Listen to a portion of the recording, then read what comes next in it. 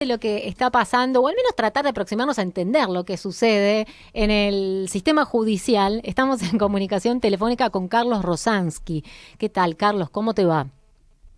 Hola, buen día, un gusto. Gracias, igualmente. Bueno, hay muchos temas. En líneas generales queríamos conocer tu opinión de lo que está pasando.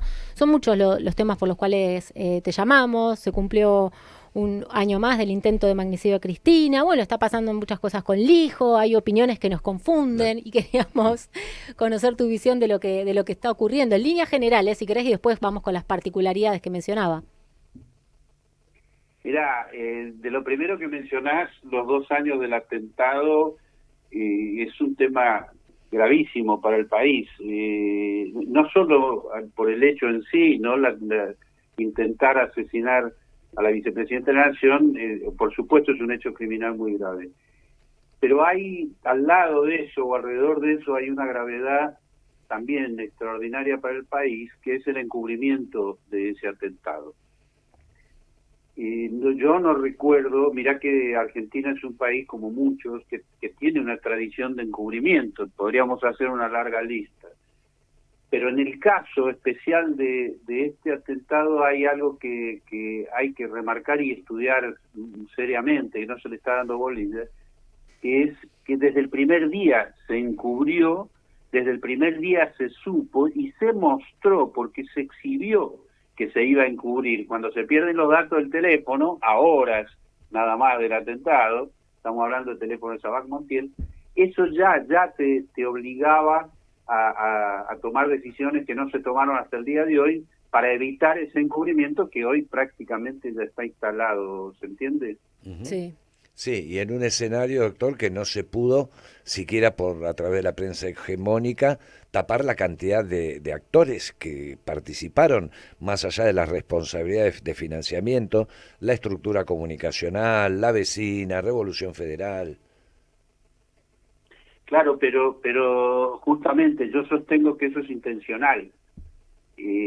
Cuando se encubre algo de manera inteligente o de manera, cuando la intención es solamente encubrir, entonces bueno, no se encuentran las pruebas, se pierden pruebas, etcétera. Acá hay un plus, que es el que yo dejo planteado, que es el de que sea exhibido ese encubrimiento. Claro. Justamente usted lo mencionaba recién, la vecina Tesano Pinto de Cristina, del piso de arriba, es un personaje muy especial, porque está en el piso de arriba, se reunió gente en ese piso, desde ese lugar se tomaron imágenes de la escena del crimen, o de la que sería unos días después la escena del crimen. Sin embargo, eso no fue investigado. Bueno, esa no investigación, esa no imputación a la vecina de algo, porque si la hubieran indagado seguramente se hubiera echado un poco de luz en el asunto, es obscena. Eso es lo que yo quiero plantear. Está exhibido eso, lo mismo por supuesto con los Caputo y la historia de la mesita de luz, ¿no? Claro, una forma de leccionar. Es una forma de terror, es parte de la construcción del terror. Ujú. Terror a partir de las balas, que podían o no haber salido, y terror a partir del encubrimiento, porque al hombre, a Sabac Montiel, no lo podían sacar de la escena porque estaba rodeada Cristina de simpatizantes, ¿ok? Mm, De sí. modo que era sabido que él iba a quedar apresado.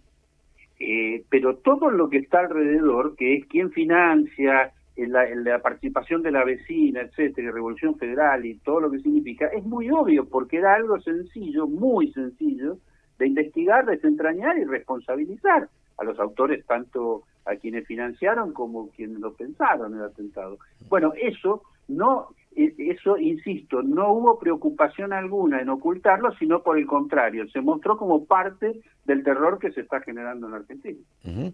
Ahora tengo entendido, doctor, usted me confirmará en relación a que hay una causa que tiene la doctora Servini de Cubiría en relación a lo que generó la pérdida de datos del teléfono.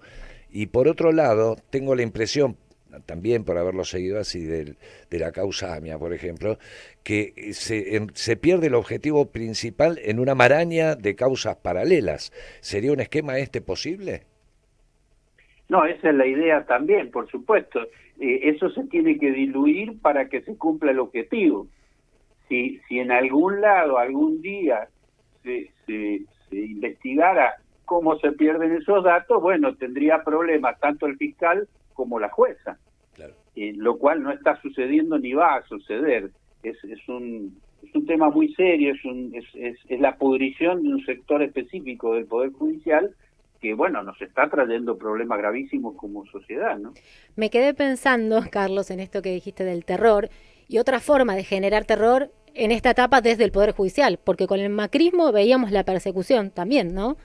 Poniendo, claro, ¿no? Es otro mecanismo con Milei, ¿no? Sí, tal cual, y desde el Poder Judicial como participante necesario. No es que el Poder Judicial está ayudando en algo, está participando. El encubrimiento fue pensado antes del atentado.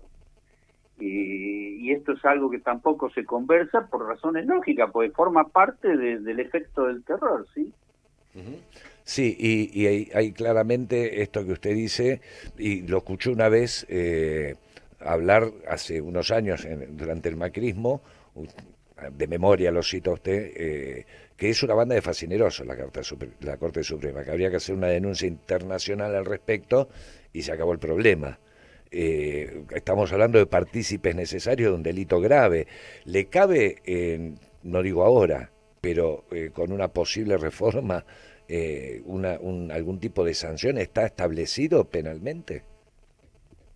Por supuesto, por muchas razones. El encubrimiento es un grave delito, pero es uno de los delitos. Hay otros delitos de abuso de autoridad, violación de funcionario público, prevaricato sobre todo, pero insisto, es una larga lista, pero todos esos delitos, y me interesa también dejárselo planteado a ustedes, todos esos delitos presuponen un funcionamiento institucional que no se está dando en la Argentina, es decir, para que eso sea efectivo, la sanción, la investigación, etcétera, se necesita un poder judicial donde la cabeza, que es la Corte, tenga voluntad alguna de hacerlo, cosa que hoy no está sucediendo. Y esto es un problema que la dirigencia política parecería no advertir. Hubo un intento, no sé si usted pudo compenetrarse, un cambio en la Constitución de La Rioja, en donde el Poder Judicial creo que pasa a tener una vigencia de 10 años, luego sujeto a revaluaciones. ¿Es por ahí, más o menos? ¿Se acerca? ¿Qué otros requisitos para que este escenario que usted plantea pudiera darse? No, yo no tuve tiempo de leerla en detalle, sí escuché sobre la modificación temporal, pero me parece que esos son requisitos importantes, pero no son el nudo de la cuestión. El nudo de la cuestión, al que hay que agregarle cierto tipo de reglamentación, el nudo de la cuestión es ideológico. El nudo de la cuestión es tener una Corte Suprema integrada por gente decente, gente con empatía, gente con formación democrática, con respeto por los derechos humanos, etcétera, etcétera, etcétera. Si eso no se tiene, ninguna reglamentación va a modificar el estado de cosas. Ahora está en discusión el Senado específicamente en relación a la propuesta de miembros de la Corte Suprema. ¿Qué tiene que decir usted al respecto de quienes se proponen, de las alianzas que se comentan? No sé si escuchó, hubo un off por ahí que hasta decían de una propuesta de Guado de Pedro como parte de integrante. ¿Cómo está viendo esa discusión? Bueno, yo no tengo certeza alguna que eso sea así. Si fuera así, no tenemos futuro como país por lo menos por 30 o 40 años. Si fuera cierto que se está negociando eso algún día también lo podemos charlar. ¿Por qué para mí no tendría futuro en los próximos 30 años? Pero la realidad es que los dos pliegos de los candidatos para mí tienen dos problemas. Los dos pliegos, ¿no? 4 problemas. Claro. Por un lado, que ningún candidato propuesto por un energúmeno como Javier Milei, que está destrozando la sociedad argentina y sobre todo y en especial a los sectores más vulnerables, podría ser tenido en cuenta seriamente como integrante de la Corte Suprema.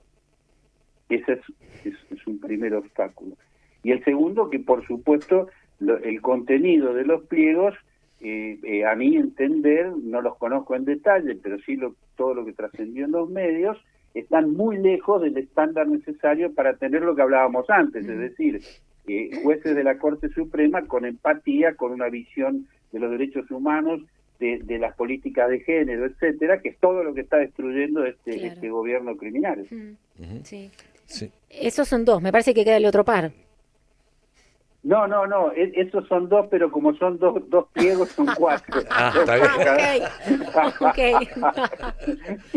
No, yo lo que decía, yo lo dije invertido, porque en realidad el problema más serio es que no tiene realmente, no tiene fundamento alguno tomar en cuenta candidatos propuestos por Javier Milei. Punto.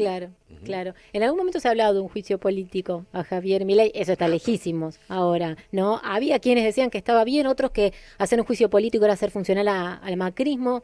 ¿Qué seguís pensando al respecto? Sí, es necesario seguir pensando en el tema. Bueno, yo presenté 3 pedidos de juicio político a Milei, 2 pedidos y una ampliación. Y uno en febrero y el otro en abril y un mes después la ampliación. Son todos hechos muy graves, lo hicimos con Dora Barrancos, con Liliana Gendel, con Alicia Castro, con Eduardo Balcesar, bueno, con distintas personas. Y esos pedidos fueron hechos con absoluta responsabilidad y con la convicción de que es necesario destituir a Javier Milei por el procedimiento establecido en la Constitución. Pero tiene que ver con lo que hablábamos antes, que para que funcionen los mecanismos de control tiene que haber un contexto que lo permita, si no, no. Esos pedidos que vos te referís de juicio político, por ejemplo, ni siquiera fueron tratados al día de hoy, y el 1 de febrero, y estamos en septiembre. Es evidente que no hay voluntad política, y no me estoy refiriendo solo al gobierno criminal que está en este momento en Argentina, y La Libertad Avanza, sino que estoy incluyendo al resto de la dirigencia política que no está apoyando ni insistiendo para que por lo menos se conforme la comisión o se presida como corresponde. Ustedes saben que hubo el problema con Marcela Pagano, que lo único que hizo fue desmantelar un mecanismo de control como es la Comisión de Juicio Político. Es una vergüenza, es una vergüenza y ni siquiera se discute el tema. Sí, y que hablábamos el otro día, no recuerdo con qué referente, de cierto sistema de ajuricidad que estamos viviendo, ¿no? Cuando se planta Villarroel y propone instalar juicio a montoneros en causas que son prescriptas porque no son de lesa, o el ministro de Justicia, Acuña Libarona, diciendo que no reconocía lo que estaba legislado en materia de género, que sobre lo grave o terminal del sistema, ¿esto es reversible? Sí, por supuesto que es reversible. El problema es, primero, los costos extraordinarios que tiene para la comunidad, en especial los sectores vulnerables, y en segundo lugar, el tiempo que lleva. Cuanto más continúe este gobierno desastroso, más tiempo se va a demorar luego en revertirlo. De hecho, que nosotros tuvimos una dictadura genocida en los 70 y duró menos que en otros países precisamente porque hubo una resistencia que logró frenarla en su momento en el año 83 y bueno, se recuperó la democracia. Hoy la resistencia está muy diezmada porque las voces que se escuchan son o bien de los perjudicados, estamos hablando de la gente que se está destruyendo, de jubilados, de los sectores más vulnerables de la sociedad, de enfermos que no reciben medicamentos o hambrientos que no reciben alimentos, pero no se está escuchando con la intensidad mínima necesaria a la dirigencia. Si no, tendríamos un paro general por tiempo indeterminado hasta que esto se frene. Estamos teniendo uno de los gobiernos más terribles que tuvo la historia argentina. Estamos hablando de un personaje desequilibrado mental, reconocido en el mundo como desequilibrado mental, y él hace 24 horas dijo que es el mejor dirigente del planeta, uno de los 2 dirigentes mejores del planeta. Sí. Impresionante. Sí. ¿Y cuál es su hipótesis ya más allá de lo institucional, doctor? ¿Qué pasa esto con nuestra sociedad, con nuestra dirigencia política? ¿Están disciplinados? ¿No hay un plan posible dentro del diseño geopolítico? En la región también estamos viendo cosas raras, digamos, ¿no? ¿Por dónde lo aborda usted? Y esta sensación de agobio y de pesar que no por ahora no hay una reacción visible. No, hay varios lugares. Uno de ellos es, por supuesto, la manipulación que comenzó en el 2015 con Mauricio Macri. Eso fue elaborado y pensado, con el mismo fin de desarticular el mecanismo de control, pero proveniente de un sector distinto, ideológico, que es de la mafia. Y eso logró un efecto durante 4 años, que luego se prolongó durante el gobierno de Alberto Fernández, y en este momento, desde otro lugar, que no es la mafia, pero sí de posible alianza con la mafia, que es Milei con Macri representa a la mafia. Recordemos que es el primer presidente en el mundo sospechado de integrar de manera orgánica una mafia, que es la Drangheta, que llega a la presidencia de la Nación. No hay otro antecedente.